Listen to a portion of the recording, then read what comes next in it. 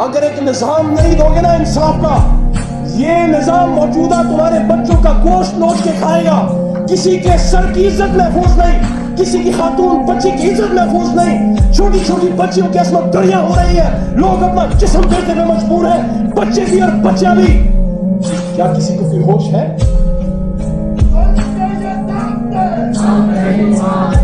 یہ کیسا انصاف کا نظام ہے؟ یہ کیسا اسلام پہ مبنی ملک ہے کہ جب 70 سال سے ظلم ہوتا رہا کچھ نہ ہوا، لیکن جب ایک شخص اٹھا اور اس نے اس نظام کو چیلنج کیا تو ان سب نے مل کے اس کو پکڑ کے گولیاں مار کے جیل میں ڈال دیا۔ آج یہ لڑائی عمران خان کی نہیں ہے، وہ ایک انسان ہے 73 سال کا، چند سال زندگی ہوگی، پھر کل نفس ذائقۃ الموت۔ آپ نے فیصلہ کرنا ہے کتنے ٹیپو سلطان قربان کرنے آخری بار مزید کرنے ہیں یا آپ اس کے ساتھ چلنا ہے؟ کیا اس امت کے نصیب میں صرف ٹیپو سلطان کے سر کی پلی چلنا ہے یا کبھی ٹیپو سلطان کو کندھوں پر بٹھا کے اقتدار کے حوالوں میں بھی بٹھائیں گے اپنی عوامی طاقت سے؟ دوستو آپ کا بہت شکریہ۔ زمین حاصل نہیں کیا تھا، یہ ایک سوچ تھی۔ جب ہم کہتے ہیں کہ پاکستان کا مطلب کیا؟ لا الہ الا اللہ، تو پھر آپ کے دل میں درد اٹھنا چاہیے۔ جب فلسطین میں لوگوں کے سروں کے اوپر ٹینک گزرتے ہیں، جب کشمیر میں عصمت ریزی ہوتی ہے، آپ کا دل دکھنا چاہیے۔ تو یہ کیسے ہو سکتا ہے کہ میں تو محفوظ رہوں لیکن میرے ملک میں اڈے ہو جہاں سے جہاز اڑ کے میرے پڑوس میں میرے مسلمان برادری افغانستان کے اوپر بم گرائیں؟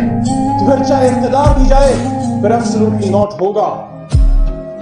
میرے دوستو، عمران خان صاحب سے میں نے ایک بہت بڑے عالم کی موجودگی میں یہ بات کی اور آج لیڈرشپ بھی موجود ہے، آپ کی بھی نالج میں یہ بات آ جائے۔ میں نے چیئرمین کو کہا خان صاحب ایبسولوٹلی ناٹ بھی ایک ریزن ہے، لیکن میرے خیال میں اس سے بڑی وجہ ایک اور ہے، اور وہ یہ ہے 75 سال کے اس ملک میں ایک نظام نہیں چلنے دیا جاتا، وہ ہے انصاف کا، وہ ہے قرآن کا۔ سن 42 میں جب قائد اعظم نے فرمایا کہ ہم سے اکثر لوگ پوچھتے ہیں کہ آپ جس پاکستان کی بات کرتے ہیں آل انڈیا مسلم اسٹوڈنٹ فیڈریشن، اس پاکستان کا نظام حکومت کیا ہوگا؟ تو قائد نے فرمایا کہ میں کون ہوتا ہوں اس کا فیصلہ کرنے والا، اس کا فیصلہ تو 1400 سال پہلے قرآن میں ہو چکا۔ قرآن ہماری رہنمائی کے لیے تا قیامت موجود رہے گا۔ تو جو قرآن کی بات کرے گا، جو شریعت کی بات کرے گا، جو حرمت رسول صلی اللہ علیہ وآلہ وسلم کی بات کرے گا، جو امت مسلمہ کو اکٹھا کرنے کی بات کرے گا، یا پھانسی چڑھایا جائے گا یا جیل میں ڈالا جائے گا یا اس کو گولیاں ماری جائیں گی۔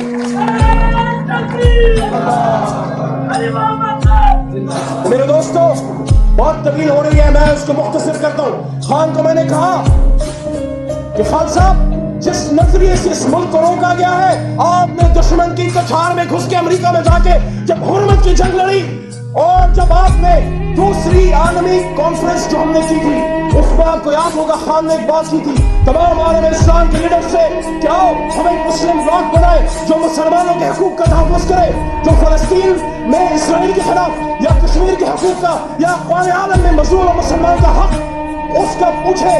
تو میرے کام کھڑے ہو گئے، میرے دل میں وسوسہ پیدا ہوا کہ اب نہیں چھوڑیں گے اس کو، لیکن انشاءاللہ we all stand strong with Imran Khan for Pakistan according to the vision of Muhammad Ali Jinnah۔ وہ پیغام جو حضور نبی کریم صلی اللہ علیہ وسلم سے ہمیں پہنچا، وہ نظام ہے عدل اور انصاف کا۔ اگر آپ اس کائنات پہ نظر ڈالیں تو سوائے انسان کے اور اس کے اعمال کے سورج، چاند، ستارے، درخت، پانی، پرندے، جانور، چڑے، پرندے سارے ایک نیچرل جسٹس پہ چلتے ہیں۔ جنگل کا بھی ایک قانون ہوتا ہے، یہ انسان ہے جس نے انسانیت کو جنگل کا بازار بنا دیا۔ میرے دوستو ہمیں اس بات پہ فخر ہے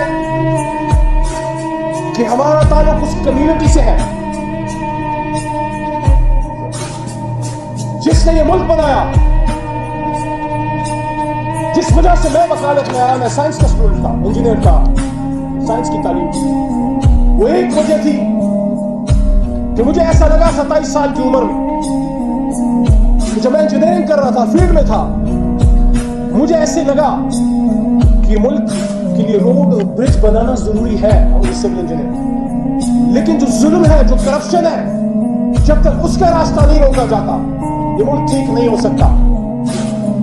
دوستو میں اللہ کا احسان مانتا ہوں کہ 27 یا 28 سال کی عمر میں یہ خیال میرے ذہن میں آیا اور پھر یہ سوچا کہ دو راستے ہیں، یا تو طاقت کے زور سے بطور شمشیر آپ نے ٹھیک کرنا ہے، یا پھر قدم اٹھا کے قائد اعظم کی طرح حق کی راہ میں نکلنا ہے۔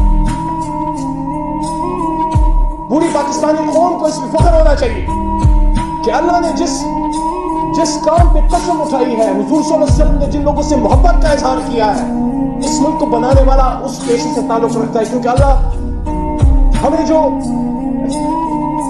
اللہ کی ان کی ایک سنت ہمارے پاس پہنچی، وہ کیا ہے کہ القاء سے محبت ہوگا۔ محنتی اللہ کا دوست ہے، یہاں لائرز موجود ہے، اکثریت موجود ہے، وکیل یا کوئی زمیندار، کوئی کسان، اگر آپ نے اللہ پہ توکل دیکھنا ہو تو آپ کسی وکیل یا کسان کو دیکھیں۔ کسان جو رات کو 2 یا 3 بجے اٹھ کے پانی لگاتا ہے کھیت کو، بیج بوتا ہے، اور اس کے بعد وہ اللہ کی توکل چھوڑ دیتا ہے کہ اللہ تعالیٰ اس کو اگائے گا۔ اور وکیل جب گھر سے نکلتا ہے کچہری میں، سردار کھوسا صاحب بیٹھے ہیں، اسٹیج تک پہنچنے میں بڑا وقت لگتا ہے، آپ کو کچہری میں وکلاء کے بیچ میں بیٹھ کے اس ایک وکیل کا انتظار کرنا پڑتا ہے اس کی درخواست لکھ کے ضمانت کی آپ اپنی کیریئر کی ابتدا کرتے ہیں۔ تو دوستو، محمد علی جناح نے یہ ملک بنایا، قلم کی طاقت سے بنایا، اور دنیا کو یہ میسج دیا کہ ہم نے ایک ایسا ملک بنانا ہے جس میں انصاف ہوگا، ورنہ نماز ہم متحدہ ہندوستان میں پڑھ رہے تھے، روٹی ہمیں روزی مل رہی تھی، ہم کوئی ایسا نہیں تھا کہ ہمارے بدن سے کوئی کپڑا کھینچ رہا تھا، لیکن ہم اپنی من مرضی کے مطابق اللہ کے حکم سے نظام مملکت، امور سلطنت نہیں چلا سکتے تھے۔ اور یہاں وہ بات آتی ہے کہ وَإِذْ قَالَ رَبُّكَ لِلْمَلَائِكَةِ إِنِّي جَاعِلٌ فِي الْأَرْضِ خلیفہ، خلیفہ غلام نہیں ہوگا۔ اللہ اور اس کے رسول کے ماننے والے انگریز کے غلام یا امریکہ کے غلام نہیں ہو سکتے۔ یہ وہ میسج ہے جو عمران خان نے دیا کہ ایبسولوٹلی ایبسولوٹلی ایبسولوٹلی۔